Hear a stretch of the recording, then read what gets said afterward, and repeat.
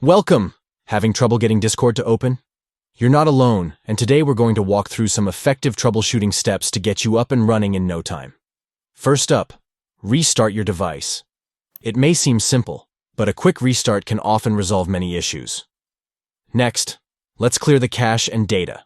Head to Settings, then Apps. Find Discord, tap on Storage, and clear the cache. If that doesn't work, try clearing the data too. If that doesn't help, it's time to force stop the app. Again, go into Settings, then Apps, select Discord, and hit Force Stop before trying to reopen the app. Moving on, make sure you update the app. Open the Google Play Store, search for Discord, and check if there's an update available. If so, go ahead and update it. If the problem persists, consider reinstalling the app. Uninstall Discord from your device, then reinstall it from the Google Play Store. Finally, check for system updates. Make sure your Android OS is current by going to Settings, then System, and selecting Software Update.